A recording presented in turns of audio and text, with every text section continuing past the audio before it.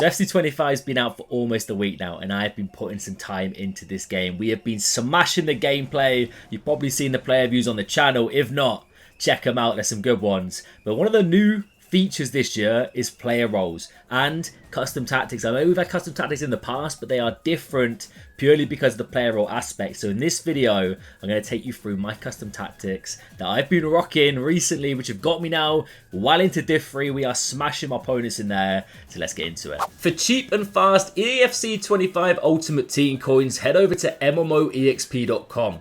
Link at the top of the description, and make sure to use my code Morsey at checkout to save yourself 5% off your order. This is my team, by the way. It's pretty damn good. Let's not get it twisted. I've put on FC points on this account. We've been grinding away. To be fair, my pat luck has been mad.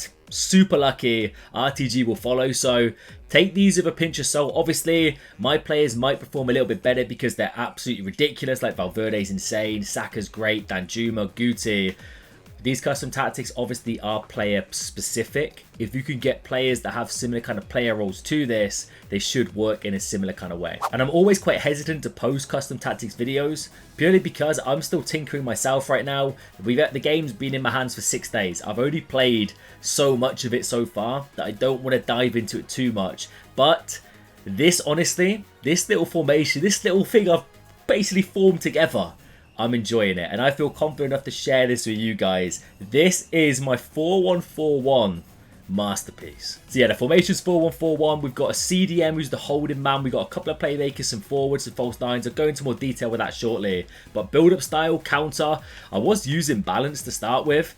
I don't mind it. I'm fine with that. But I switched to counter just on a whim, and since then, streak tip. I don't know what it is about this, but I'm liking it. A lot more movement in behind. That is the main thing. Just creates more space, and space is important on this game. Now, I play quite a high line. I always have. That's how I've been over the past couple of years, especially on EAFC 24.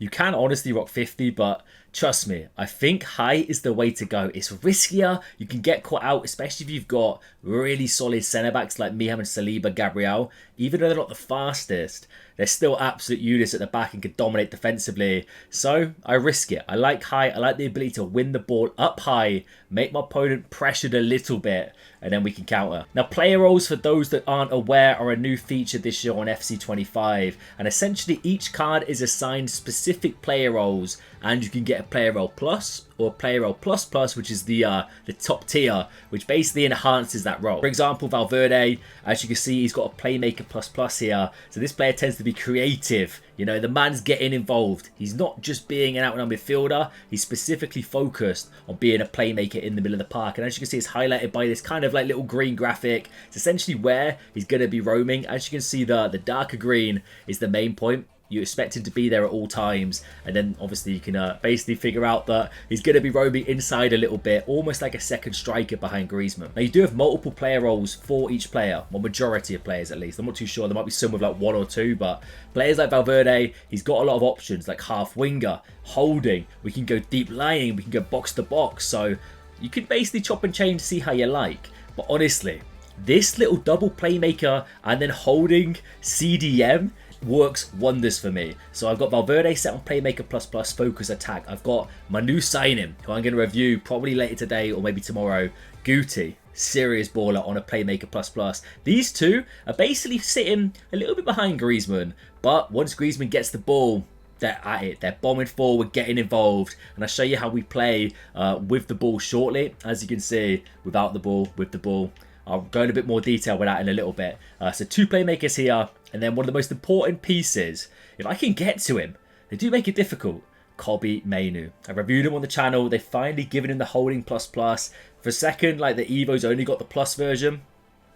By the way, plus plus, I think I kind of explained it, but it's a more enhanced version of the holding default. So for example, deep line playmaker here, if he had deep line playmaker plus plus, it's a little bit more of a juiced version, so he might be better at roaming, not just in that little box that he's in currently. So holding plus plus, as you can see, more like ground gets covered. He basically fits in. It's a little bit dirty, you know. He kind of fits in that centre back role, almost like a third centre back, which could be a little bit sweaty, but it can be handy. But then most importantly, he could get involved, break at the play, step up if need be, and that's exactly what he does for me. So this midfield kind of trio here, massive fan of it. Now Griezmann in the false 9++, this man honestly is so good. He's so good at the start of every year. Packed him. You've probably seen the short on my channel.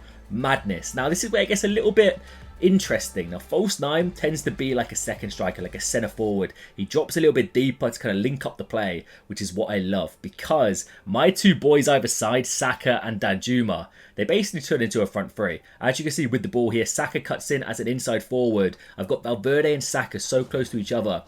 As soon as this is that little area of the park, there's so many options for little give and goes. And of course, out wide, we got a bit more width with Danjuma. I'm a massive fan of it. Ever since I've swapped to this kind of front 5 setup, it's been so fluid, creating so many chances, scoring more goals. Inside forward plus, I need a player that has the plus. Saka is dominated for me, but inside forward is so good.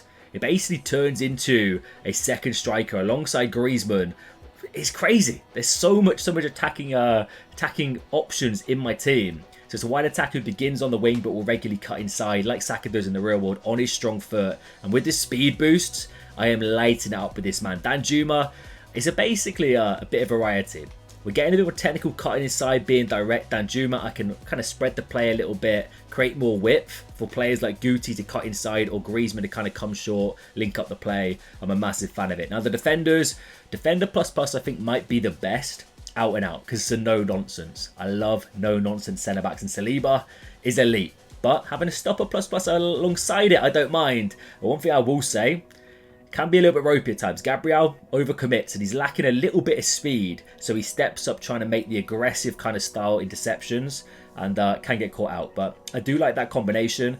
I think honestly it's personal preference at this point. But stopper plus and defender plus is what I'm rocking. Now Molina, the Evo. I've got false back plus, but I'm not going to lie to you. I'm not a fan of it. It doesn't work for me in the setups that I've been rocking. I just like wingbacks. It's what I'm used to. I'm used to overlapping with my fullbacks. You know me, guys. I need the basic essentials. False back plus could work really well, but not for this setup. I want players getting involved. Alaba, unfortunately, doesn't have anything but false back plus, so he's just an out-and-out fullback. As you can see, a little bit more defensive. Almost drops into like a second centre-back, depending on how we're pushing forward. But Molina, no nonsense, get me forward. And then Timmy Boy Howard, goalkeeper plus. This man, elite. Honestly, I packed him out my hero pack, my pre-order. I was fuming. I'm not anymore. This is my goalkeeper, bro. He's going nowhere. So yeah, just to dive into a bit more detail with the ball here. It looks a bit all over the place, right? Very dominant on this one side. That's where I build up most of my play. I like utilizing Saka, Valverde, Molina as like a little trio. Linking it up. Saka can cut inside. Valverde can overlap. Molina can overlap. But Mainu, as you can see, Kobe in the middle here. Kobe Mainu. He's not moving anywhere. He is that holding midfielder. And I just think the playmakers are really nice options to have in the midfield. As long as you've got one man who's holding. Declan Rice is a great example. A lot of people are rocking in right now. I know he might have been extinct. Hopefully they've updated the price range. As long as you've got one man sitting back, the ability to have playmakers either side, really tied in. Now, usually in custom tactic videos, I know a lot of people just go through the tactics, but I'm going to show you a gameplay example. We're going to dive into Div 3 and let's get into it. Don't get bullied. Kobe always holding, always giving that option for the pass if I'm struggling a little bit out wide. Yes, Alaba. Valverde. Saka almost cut inside a little bit there. Given goes on. Gotta be a goal! I fluffed it. We don't hit the green, but I love that kind of inside forward play with Griezmann. He's so good at false nine. He's so good at the link-up play. Bukayo, all the way. All the way. There it is. Don't hit the green again. It's fine. It's late at night. It is what it is. But Saka gets me that goal. Yes, William. All right, let's go. We know Danj is going to be out wide here. Guti's going to want to get involved as well. A little bit of luck.